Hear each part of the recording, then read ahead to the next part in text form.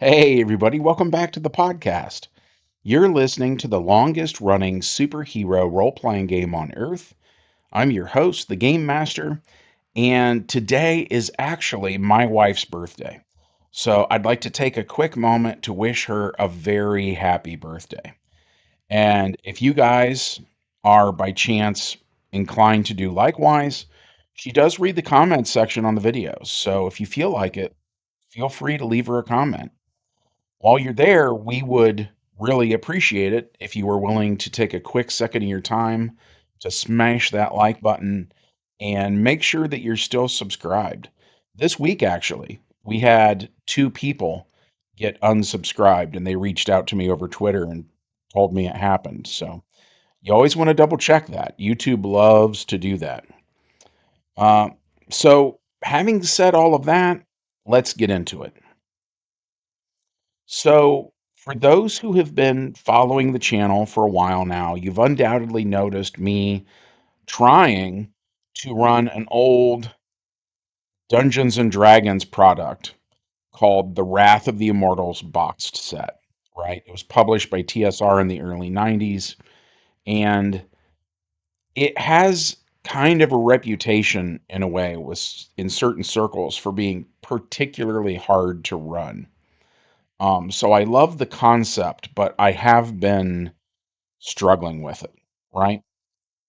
Anyways, so we've been leaning into this idea that there's this war coming between the evil immortals of entropy, who are all about death and destruction and stuff like that, and their polar opposites, who are the player characters, who are the immortals of matter. And this life and death theme is nothing new to my game, right? I've actually done similar things over the years. My main GMPC was heavily associated with life to the point where when we ran our version of a big DC event called Brightest Day, he actually became the White Lantern of Earth K. And his archenemy was Necron, Lord of the Black Lanterns, and they were all about death.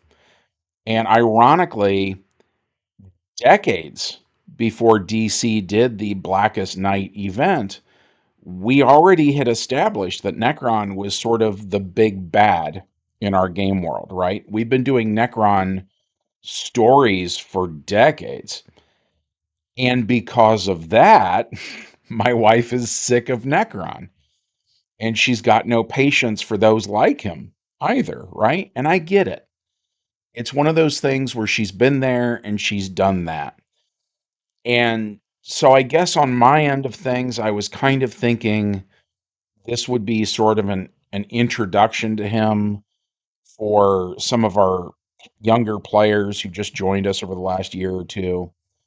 Um, but it turns out that they weren't really that into it either, you know? And my wife would have dreaded a single adventure about Necron. So the idea of there being an entire war that was going to span multiple dimensions and there was going to be countless variants of Necron from these different worlds, she just wasn't feeling it, right? And she wasn't alone. The closer we got to actually starting that war, the less and less into it people were. They weren't telling me, so I kept moving in that direction, but sort of everybody just was quietly dreading it and not telling anybody, right? And then part of it too, and if you know me, I try not to never talk about politics. Um, but suffice it to say, there's so much going on in the world right now that is upsetting to people. And some of my players are, more towards one end of the political spectrum, while some of the other players are towards the other end. We all get along, and we just don't bring that stuff to the game table, right? But the irony is, if I think of the two players who are the furthest apart politically, they both hate current events. You know what I mean? there's there's something for everybody when it comes to depression.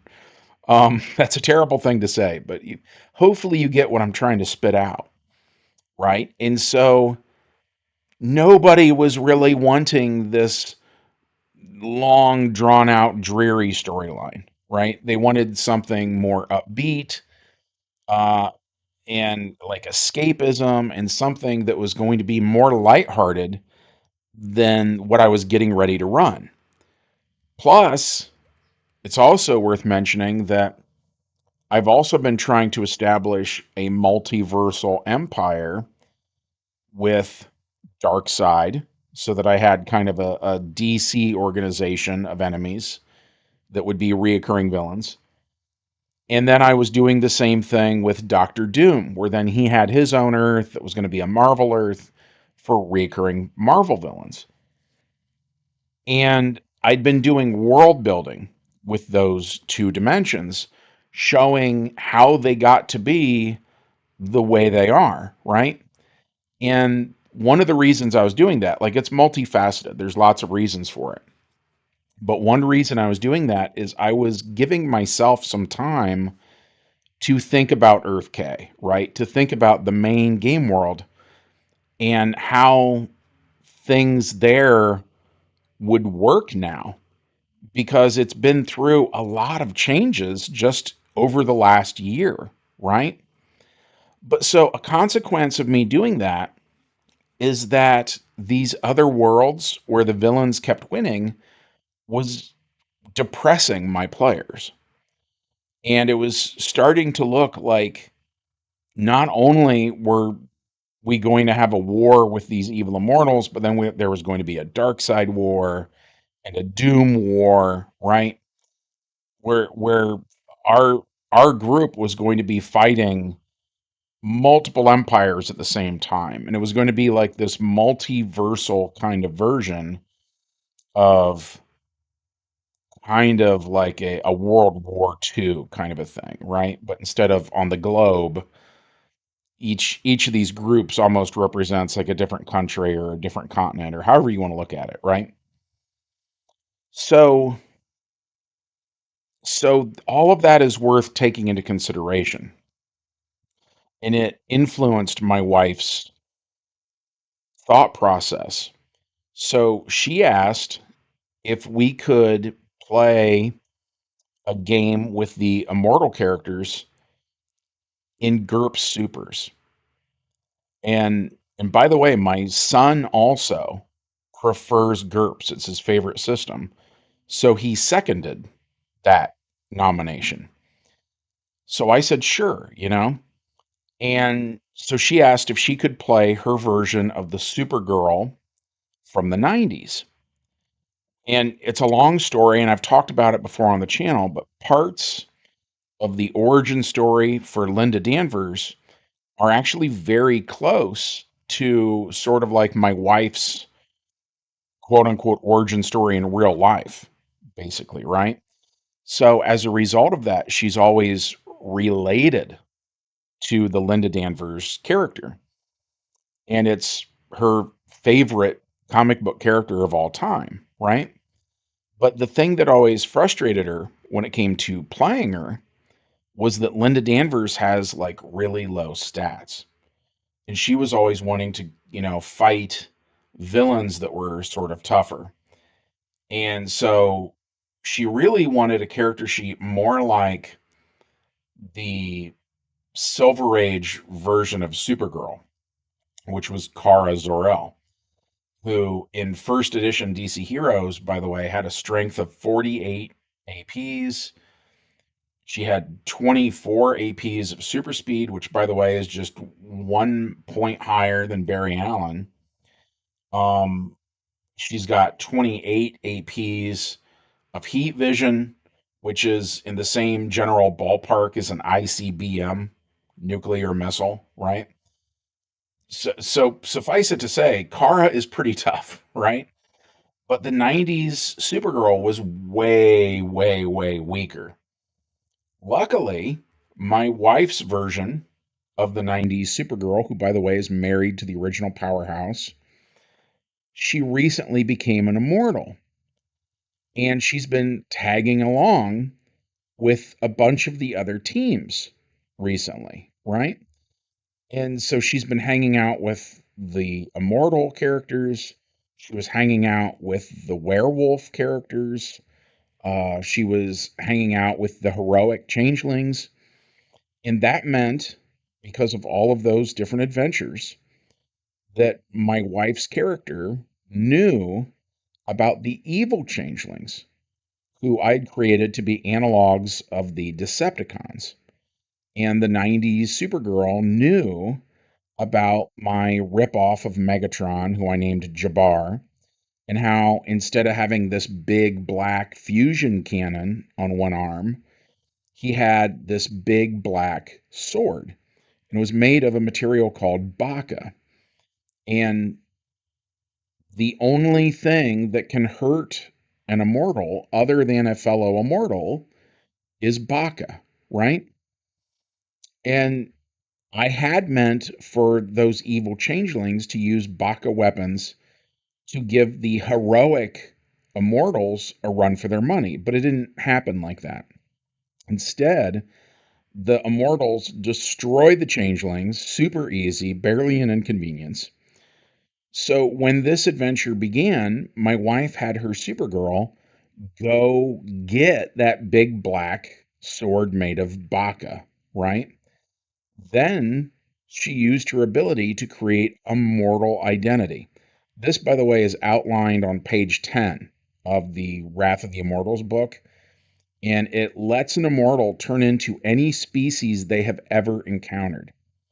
So, because the 90s Supergirl in our game has had tons of interactions with Kryptonians, that's what she turned into, was a Kryptonian. So now, after all these years, my wife finally gets to have that character sheet that she's always wanted, which includes 24 APs of super speed. And to be clear, having 24 APs of super speed means that she can turn that power on and experience 24 APs of time in a single round. Now, 0 APs of time is precisely 4 seconds, which is how long a round is in DC Heroes. And every level doubles. So that means that 1 AP of time is 8 seconds. 2 APs is 16 seconds. 3 APs is 32 seconds. 4 APs is 64 seconds.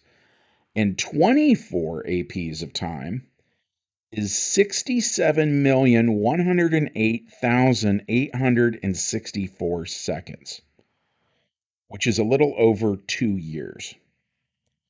So in DC Heroes, a round is 4 seconds long, and a character with that much super speed can experience 2 years of time while everybody else only gets 4 seconds with which to act. So since we're converting that into GURPS, where a round is only 1 second long, that means that Supergirl in GURPS experiences a little over 6 months for every 1 second that everybody else gets. So you can probably see where this is going. The 90s Supergirl takes that big black sword, uses her abilities as an immortal to travel to where her enemies are, and then she just wipes them out at super speed.